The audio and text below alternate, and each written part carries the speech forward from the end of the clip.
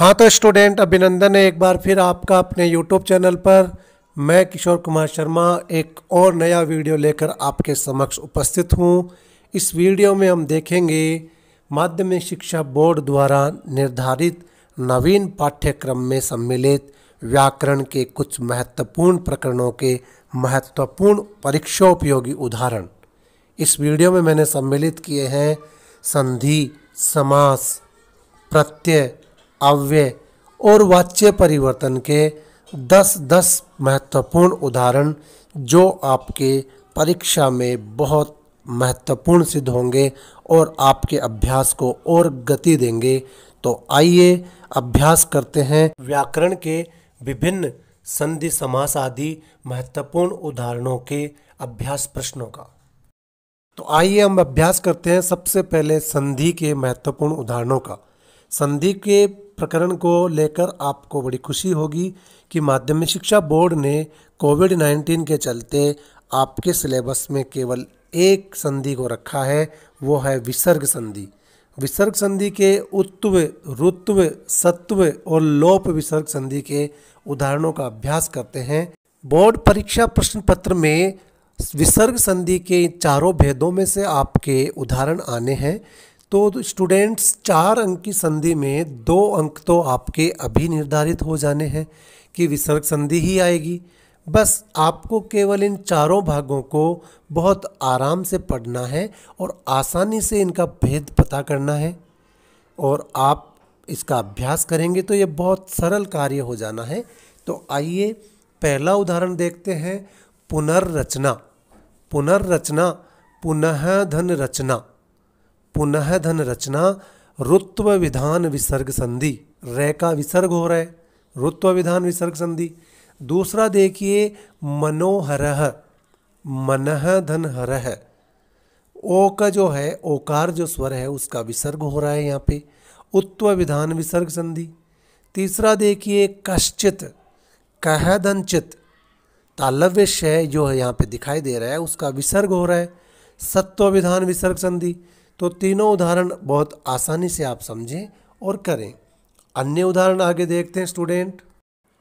अगला उदाहरण देखिए सो अपि। सो अपि, सह धन अपि, उत्व विधान विसर्ग संधि। दूसरा देखिए मुनिरिति, मुनिह धन इति, मुनिह धन इति, रकार का विसर्ग हो गया तो रुत्व विधान विसर्ग संधि। अगला देखिए निश्छलः, निह धन छलः, निह धन छलः, निश्छलः। और अगला देखिए भणितो असि, भणितो असि, भणितः धन असि, भणितः धन असि, उत्व विधान विसर्ग संधि। एक बार फिर देखिए स्टूडेंट, सो अपि, सह धन अपि, उत्व विधान विसर्ग संधि, मुनिरिति, मुनिह धन इति, रुत्व विधान विसर्ग संधि। तीसरा निश्छलः, निह धन छलः। और चौथा भणितो असि, भणितः धन असि, उत्व विधान विसर्ग संधि। अगला देखिए उदाहरण स हसति, सह धन हसति, सह धन हसति, लोप विधान विसर्ग संधि। और अगला 9वां उदाहरण जन्मभूमिश्च, जन्मभूमि ही धन च, सत्व विधान विसर्ग संधि। शिखरस्थो अपि, शिखरस्थः धन अपि, शिखरस्थः धन अपि, उत्व विधान विसर्ग संधि। और अंतिम देखिए स करोति, सह धन करोति इति, स करोति, लोप विधान विसर्ग संधि। इस प्रकार स्टूडेंट विसर्ग संधि के इन चारों भागों के उत्व, रुत्व, सत्व और लोप विधान विसर्ग के चारों उदाहरणों को, चारों भागों के उदाहरणों को आसानी से हल करके परीक्षा प्रश्न पत्र में पूछे जाने पर उदाहरणों को आप हल करके 4 में से 4 अंक अर्जित कर सर्वश्रेष्ठ परीक्षा परिणाम बना सकते हैं। और पाठ्य पुस्तक में अन्य जो भी आपके विसर्ग संधि के उदाहरण हैं उन्हें आप बिल्कुल नहीं छोड़ें, एक एक को हल करके अपने आप को मजबूत बनाएं और तैयार करें। आगे देखिए स्टूडेंट, समास प्रकरण में भी आपके लिए एक अच्छी बात है कि इस वर्ष के पाठ्यक्रम में 3 समास जो आपके सम्मिलित हैं माध्यमिक शिक्षा बोर्ड के पाठ्यक्रम में, उनमें से केवल एक ही समास अव्ययी भाव समास ही रखा गया है। और ये भी एक बहुत अच्छी बात है आपके लिए कि 3 अंक के प्रश्नों में 3 प्रश्न आने हैं और 1.5 अंक आपका अभी सुनिश्चित है कि अव्ययी भाव समास के ही उदाहरण आएंगे। इसलिए आप बहुत अच्छे से इसके उदाहरणों का अभ्यास करें और पूर्ण अंक अर्जित करें। बहुत सुनहरा अवसर है आप लोगों के लिए। तो पहला देखिए, सचक्रम, चक्रेण सहितम, चक्रेण युक्तम भी कर सकते हैं, अव्ययी भाव समास है। समास का नाम बार बार वही आना है क्योंकि एक ही समास इस वक्त आपके पाठ्यक्रम में है और उसी के उदाहरण मैंने यहाँ सम्मिलित किए हैं। दूसरा देखिए, निर्मलम, मलस्य अभावः, मलस्य रहितम, अव्ययी भाव समास है। तीसरा देखिए, उपग्रहम, उपग्रहम, ग्रहस्य समीपम। अन्य और भी उदाहरण हो सकते हैं, उपनगरम, नगरस्य समीपम, उपरथम, रथस्य समीपम, उपवनम, उपवनस्य समीपम, उपगंगम, गंगायाः समीपम, उपराष्ट्रम, राष्ट्रस्य समीपम।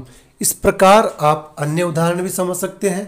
अगला देखिए, अनुसारम, अनुसारम, सारस्य योग्यम, सारस्य योग्यम, सारस्य पश्चात भी हो सकता है, सारस्य योग्यम। इस प्रकार आप इन उदाहरणों का अभ्यास करें। और भी अन्य उदाहरण हम देखते हैं। आगे देखिए स्टूडेंट, अधिकृष्णम, जब अधि उपसर्ग किसी शब्द के साथ होता है तो पद में सप्तमी विभक्ति लगा के इति लगा दो, कृष्णे इति, अधिकृष्णम। अगला देखिए, प्रतियुगम, युगम युगम प्रति, यहाँ पे आप सप्तमी विभक्ति लगाकर भी विग्रह कर सकते हैं, युगे युगे प्रति भी कर सकते हैं, अव्ययी भाव समास है। अगला देखिए, साश्चर्यम, साश्चर्यम, आश्चर्येण सहितम, आश्चर्येण युक्तम। इस प्रकार आप अधिकृष्णम, अधिहरि, अधिरामम और प्रतियुगम, प्रतिकल्पम, प्रतिदिनम, प्रतिरागम, प्रतिवर्षम, अधिहरिम, हरौ इति, अधिगुरुम, गुरौ इति और अन्य भी और भी प्रकार के कई उदाहरण आप इसमें अभ्यास करें और आसानी से इस समास में पूर्ण अंक अर्जित करें।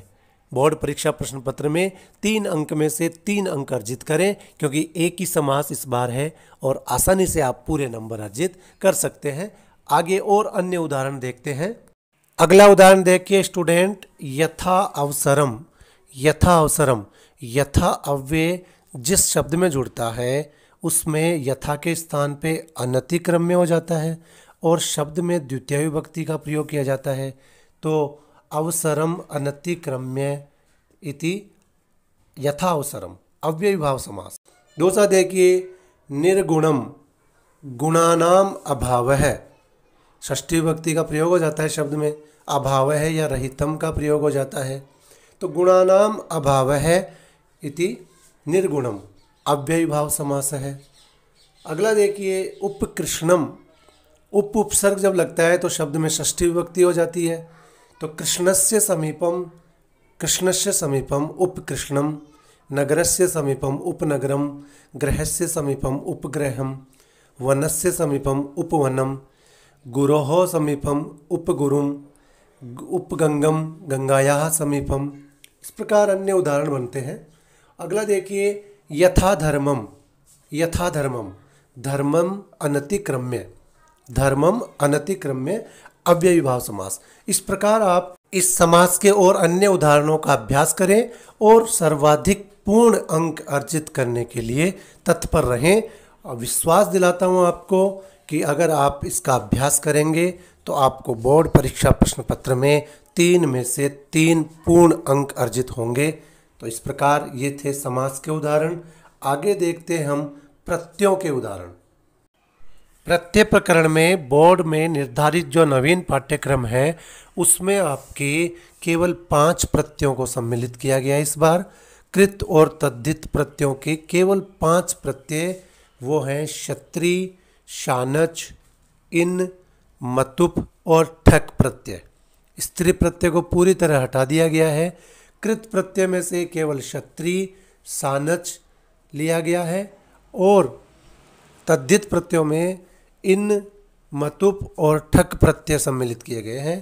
तो पहला उदाहरण देखिए, बोर्ड परीक्षा प्रश्न पत्र में एक इस प्रकार के उदाहरण आपके आते हैं, वो हम अभ्यास कर रहे हैं।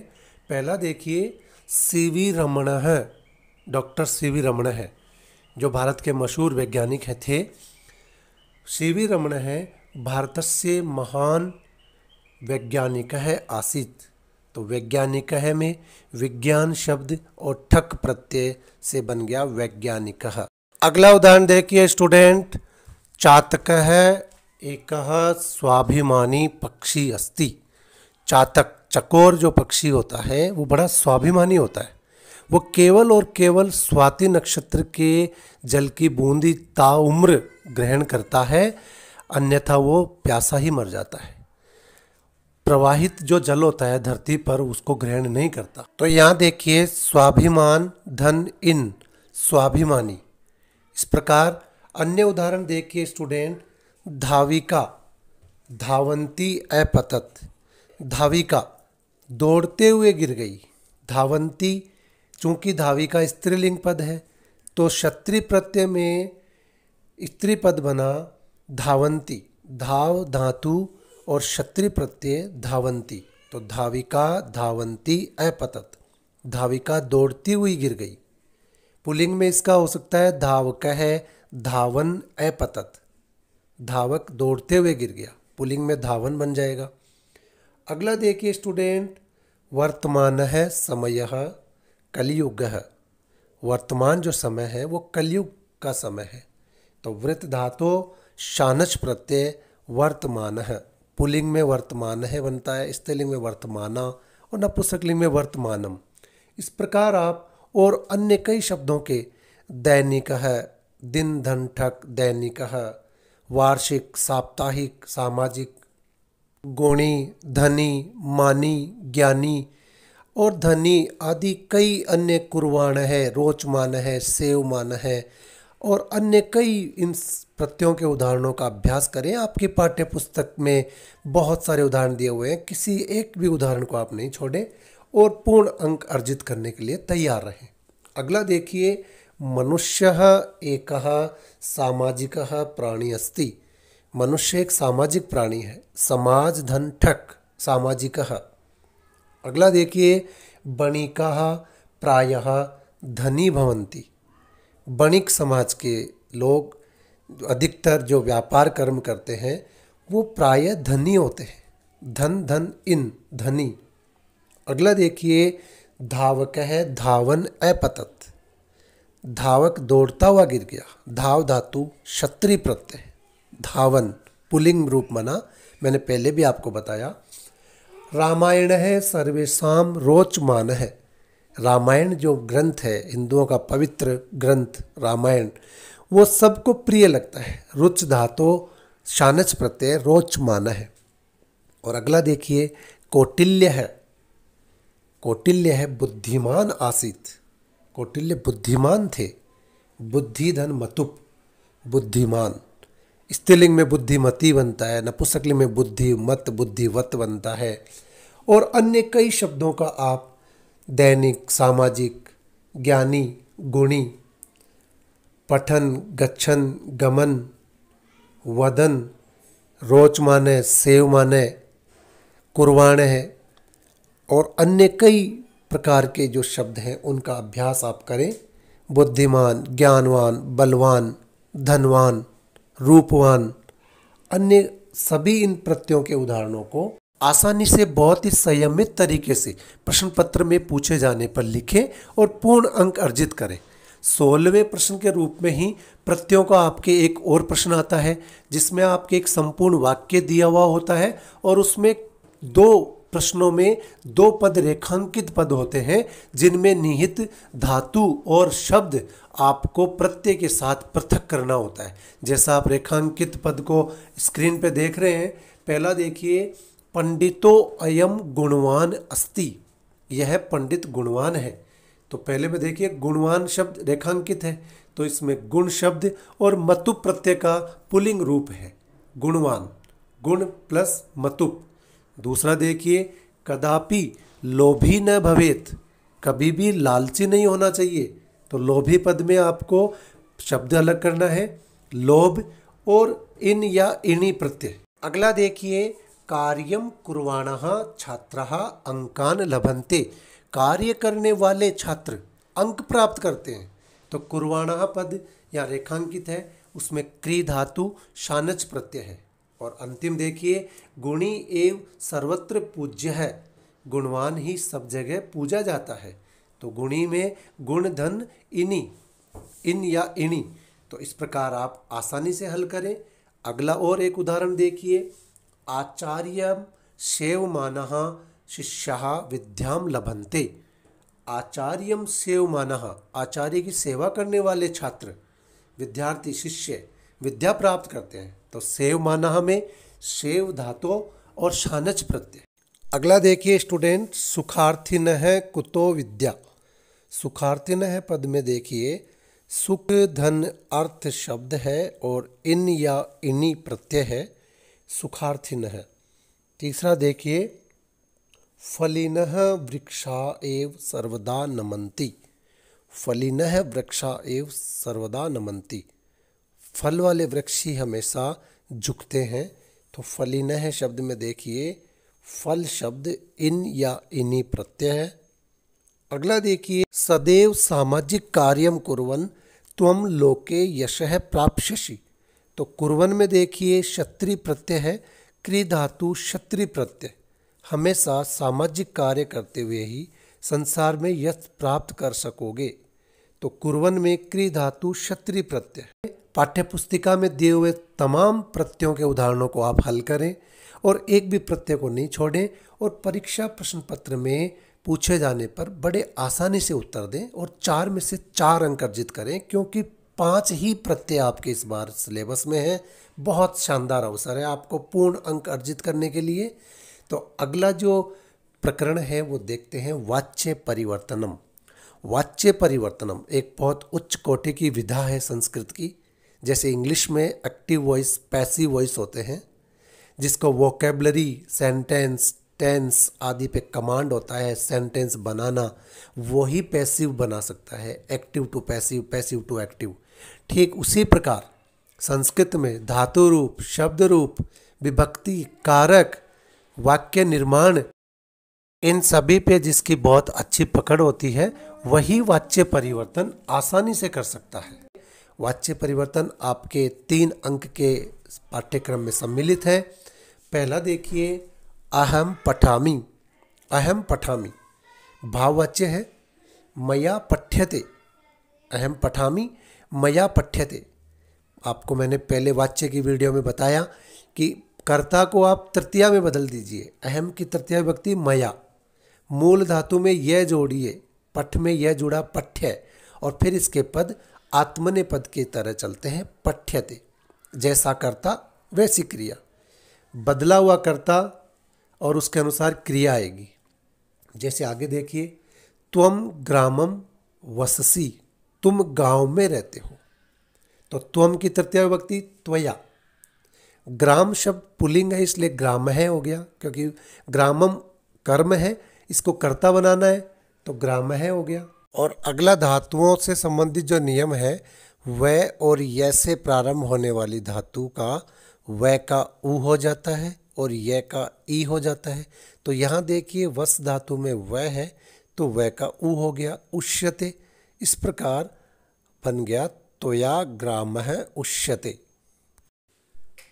अगला देखिए सा पुष्पाणि चिनोति, सा का हो जाएगा तया, पुष्पाणि चूंकि यहाँ पे कर्म है, अब उसे कर्ता बनाना है, तो पुष्प शब्द नपुंसकलिंग है तो द्वितीय विभक्ति और प्रथमा सेम होती है, इसलिए पुष्पाणि एज इट इज रहेगा। तया पुष्पाणि चीयन्ते, अब चिनोति में ची धातु है तो इसका बन जाएगा चीयन्ते। अब देखिए पुष्पाणि यहाँ बहुवचन है, बदला हुआ कर्ता, तो चीयन्ते भी बहुवचन है। अगला देखिए कर्णः स्वर्णम ददाति, कर्ण स्वर्ण देता है। कर्णेन स्वर्णः दीयते। आकारांत धातु में दा का जो ई हो गया दीयते, आ का ई हो जाता है। इसमें आपको धातुओं संबंधित नियम मैंने आपके पहले वाक्य पढ़ाए, उसमें समझाए, आप समझते हैं अच्छे से। अगला देखिए, मालाकार है पादपान सिंचति। मालाकारेण पादपः सिंचन्ते। इसमें देखिए सिंच धातु में जो उपधा से परे पंचम वर्ण होता है उसका लोप हो जाता है, तो सिंचन्ते बन गया सिंचन्ते। आगे अन्य और उदाहरण देखिए स्टूडेंट। पापी पापम करोति। पापी का हो जाएगा तृतीय विभक्ति पापिना। पापम को आप कर्ता बना दीजिए, पाप है। और करोति में मूल धातु है क्री, तो क्रियते। अगला देखिए, राम है चित्रम पश्यति। राम है चित्रम पश्यति, तो रामेण चित्रम दृश्यते। पश्यति की मूल धातु है दृश्य, तो दृश्यते बन जाएगा। अगला देखिए, कृषकः हलम नयति। कृषकेण हलः नीयते। नयति में नी धातु है, तो इकारांत हो जाएगा नीयते। अगला देखिए, सा नृत्यम करोति। तया नृत्यः क्रियते। तया नृत्यः क्रियते। अगला देखिए, वयम अत्रैव वसामः। तो वयम का हो जाएगा अस्माभिः। अत्रैव अत्रैव ही रहेगा क्योंकि अव्यय पद है। और वसामि का हो जाएगा उष्यते। अगला देखिए स्टूडेंट, शिष्याः श्लोकान रचयन्ति। तो शिष्या का हो जाएगा शिष्यई, श्लोकान हो जाएगा श्लोकाः, और रचयन्ति का बन जाएगा रच्यन्ते। इस प्रकार स्टूडेंट आप वाच्य परिवर्तन के जो सामान्य नियम है वो अच्छे से याद रखें। कर्ता को तृतीय विभक्ति में बदल दें, कर्म को कर्ता बना दें, और बदले हुए कर्ता के अनुसार क्रिया लगाएं, और मूल धातु में यह जोड़कर आत्मनेपद के समान उनके रूप बनाएं। और धातुओं से संबंधित जो नियम है, वह का ऊ हो जाता है, यह का ई हो जाता है, री का री हो जाता है, आकारांत धातु में आ का ई हो जाता है, ईकारांत धातु में छोटा ई हो या बड़ा उसका दीर्घ ई हो जाता है, और उकारांत धातु का भी ऊ हो जाता है। इस प्रकार आप नियमों को ध्यान में रखते हुए आसानी से इनको सरलता से हल करें। अगला अभ्यास का प्रकरण है अव्यय प्रकरण। अव्यय में 30-31 अव्यय आपके पाठ्यक्रम में निर्धारित थे, जो कि इस बार केवल 14 अव्यय आपके पाठ्यक्रम में रखे गए हैं। इन 14 अव्ययों को आप आसानी से समझें। वो हैं अपि, इति, इव, उच्चै, कदा, कुतः, नूनम, यत्, अत्र, तत्र, कुत्र, इदानीम, संप्रति, अधुना और बहि। तो अव्ययों को वाक्य की पूर्ति करते समय आपको अव्यय का अर्थ भली भांति आना चाहिए, और वाक्य का भी आपको अर्थ समझ में आना चाहिए, तभी आप उसके सही उत्तर तक पहुंच पाएंगे। जैसे कुछ परीक्षा उपयोगी उदाहरणों के माध्यम से मैं आपका अभ्यास कार्य करवाता हूं। पहला देखिए, रामेण सह लक्ष्मणः सीता अपि वनम अगच्छत्। राम जी के साथ लक्ष्मण और माता सीता भी वन गए। भी के लिए यहाँ अपि अव्यय प्रयुक्त किया जाना है, तो सही उत्तर होगा अपि। दूसरा देखिए, विद्या कल्पलता इव। विद्या कल्पलता के समान है, तो यहाँ इव अव्यय आएगा। अगला देखिए, बालकः उच्चै क्रंदति। बालकः उच्चै क्रंदति। बालक जोर से रोता है, उच्चै जोर से। तो देखिए यहाँ बालकः क्रंदति, बालक रोता है, तो वहाँ आपके 3 वाक्य आएंगे जो पूर्ति करवाने के लिए, और 3 या 4 आपके वहाँ मंजूषा में अव्यय दिए गए होंगे। उनका आपको अर्थ निकालना है और फिर उनको भरना है आसानी से। बहुत सरलता से आप ये 3 अंक पूर्ण रूप से अर्जित कर सकते हैं। अव्यय का प्रकरण स्टूडेंट बहुत सरल प्रकरण है, ये बड़ी आसानी से समझ में आ जाता है। दिमाग को इसमें विशेष जोर देने की आवश्यकता नहीं होती है। तो आगे और उदाहरणों का अभ्यास करने से पूर्व मैं आपको इन अव्ययों का एक बार अर्थ बता दूं। अपि यानी होता है भी, इति वाक्य आरंभ काले, वाक्य का आरंभ करने में प्रयुक्त होता है। इव तुलना, तुल्यर्थर्थे, समानता बताने के लिए, सदृशता के लिए।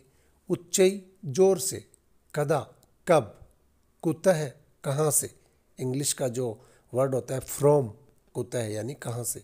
नूनम निश्चित रूप से, यत की, अत्र अस्मिन् स्थले इस स्थान पर, तत्र तस्मिन् स्थले उस स्थान पर, कुत्र कहाँ पर, वेयर इदानीम इस समय, और संप्रति आजकल, इन दिनों, अधुना आज, और बही बाहर। तो इस प्रकार आप इनके हिंदी अर्थ को आसानी से समझें ताकि आपको रिक्त स्थान भरने में कोई दिक्कत नहीं आए। हिंदी अर्थ इसका आना बहुत आवश्यक है स्टूडेंट्स। अगला देखिए, अगला वाक्य देखिए स्टूडेंट, भवान ब्रह्मणाय कुत्र गच्छसि, आप घूमने कहाँ जा रहे हैं। तो कहाँ जा रहे हैं, वेयर, तो कुत्र आएगा यहाँ पे, कहाँ जा रहे हैं। देखिए, त्वम कुतः आगच्छसि, तुम कहाँ से आ रहे हो, तुम कहाँ से आ रहे हो, तो कुतः फ्रॉम, कहाँ से आ रहे हो। इस प्रकार अगला देखिए, रावण है, नूनम अधर्मस्य प्रतीकम अस्ति, रावण निश्चित रूप से, नूनम निश्चित रूप से अधर्म का प्रतीक है। और अगला देखिए, सह अत्र एव वसति, सह अत्र एव वसति, वह यहीं पर रहता है। इस प्रकार स्टूडेंट आपको मंजूषा में दिए गए अगर चार जैसे अव्यय हों, जैसे आप इन चारों रिक्त स्थानों में देखो कि एक है कुत्र यानी कहाँ, और कुतः कहाँ से, नूनम निश्चित रूप से, और अत्र यानी यहाँ। तो जैसे आप पहले का देखिए, भवान ब्रह्मणाय गच्छसि, आप घूमने के लिए जाते हो। तो कहाँ जाते हो, कहाँ से जाते हो, निश्चित रूप से जाते हो या यहाँ जाते हो। तो सही और सटीक अर्थ बैठ रहा है कुत्र। अगला देखिए, जैसे त्वम आगच्छसि, तुम आ रहे हो, तो कहाँ आ रहे हो या कहाँ से आ रहे हो। तो कहाँ से, कुतः, तो यहाँ कुतः अव्यय बिल्कुल सटीक बैठेगा। तीसरा देखिए, जैसे रावण अधर्म प्रतीक है, रावण अधर्म का प्रतीक है, तो निश्चित रूप से अधर्म का प्रतीक है, या कहाँ से प्रतीक है, कहाँ प्रतीक है, अत्र यहाँ प्रतीक है। तो सही कौन सा अव्यय बैठ रहा है, नूनम, रावण है, नूनम अधर्मस्य प्रतीकम अस्ति। इसी प्रकार सह एव वस्ति, जैसे वह ही रहता है, तो अत्र एव वस्ति, यहीं रहता है। या यहाँ पे मान लो आप कुत्र भर के देखो तो कहाँ एव रहता है, कहाँ से रहता है। तो इस प्रकार आप अव्यय का अर्थ निकालें और उसे भली भांति भरें। अगला देखिए, जैसे संप्रति संसारे कोरोना वायरसस्य प्रभावः दृश्यते, इन दिनों संसार में कोरोना वायरस का प्रभाव दिखलाई दे रहा है। तो यहाँ जो उचित अव्यय आएगा वो आएगा संप्रति। अगला देखिए, अधुना विद्यालयस्य वार्षिकोत्सव वर्तते, आज विद्यालय का वार्षिक उत्सव है। अगला देखिए, ग्रामाद बहि एकः आश्रमः स्थितः, गांव के बाहर एक आश्रम स्थित है। और बहि के योग में पंचमी विभक्ति का प्रयोग होता है। कारक विभक्तियों में हमने पंचमी विभक्ति के नियमों को विस्तार से पढ़ा था, इसको आप समझते हैं। अगला देखिए, मम मित्रम अपि अत्र एव आगच्छत, मेरा मित्र यहीं गया है। तो इस प्रकार आप अव्ययों का अर्थ बिल्कुल याद कर लें स्टूडेंट, क्योंकि अर्थ के अभाव में आप वाक्य का अनर्थ कर देंगे। और 3 अव्यय आपके 3 अंक के आएंगे, और एक भी अव्यय अगर आपने ऊपर नीचे गलत भर दिया तो 0 नंबर आएगा। गणित में नंबर जितने सटीक आते हैं उससे भी मुश्किल कार्य है संस्कृत में अंक लाना, क्योंकि गणित में सूत्र के अंक अलग से विभाजित होते हैं, उसके पैटर्न के अंक अलग से होते हैं, और उसके उत्तर के भी अंक अलग से निर्धारित होते हैं। लेकिन संस्कृत में अगर सही तो सही और गलत तो गलत, संप्रति की जगह आपने बही भर दिया तो 0, और बही की जगह आपने, जैसे आप स्क्रीन पे देख रहे हैं, संप्रति भर दिया तो भी उस दोनों में 0। तो इस प्रकार बहुत मुश्किल कार्य होता है स्टूडेंट्स, आसानी से आप इनको समझें, सावधानी से आप रिक्त स्थान की पूर्ति करें ताकि कोई गलती का चांस नहीं रहे। सीमित अव्यय आपके इस बार पाठ्यक्रम में है, 14 अव्यय हैं। जिह्वा पर आप इनका अर्थ बैठा लें और बड़ी आसानी से इनकी पूर्ति करें। अंतिम 3 उदाहरण और देखिए स्टूडेंट। पुराणम इति एव न साधु सर्वत्र, पुराणों के समान सज्जन पुरुष हर जगह दिखाई नहीं देते। अगला देखिए, गोपाल है इदानीम क्रीडति, अभी गोपाल खेल रहा है, इदानीम गोपाल है क्रीडति। अगला देखिए, यत् किंचित एतत्, और इस प्रकार आप इन सभी अव्ययों को अर्थ समझते हुए वाक्य में पूरी सावधानी से भरें और बहुत सर्वश्रेष्ठ अंक अर्जित करें। उम्मीद करता हूँ स्टूडेंट मेरा यह वीडियो आपके बोर्ड परीक्षा प्रश्न पत्रों में आने वाले प्रश्नों की पूर्ति में बड़ा सहायक सिद्ध होगा। इस वीडियो में मैंने आपसे संधि, समास, अव्यय, प्रत्यय और वाच्य के जो विभिन्न उदाहरणों का अभ्यास कराया। उम्मीद करता हूँ इससे आपके प्रयासों को बहुत संबल मिला होगा, बहुत आपका उत्साहवर्धन हुआ होगा और बड़े कॉन्फिडेंस में आप अपने आप को महसूस कर रहे होंगे और परीक्षा के लिए आपकी जो तैयारी है उसमें और गति मिलेगी, ऐसा मेरा मानना है। और निश्चित रूप से आप इनमें पूर्ण अंक अर्जित करेंगे। ऐसे विश्वास और कामना के साथ स्वस्थ रहें, मस्त रहें। जय तु भारतम, जय तु संस्कृतम।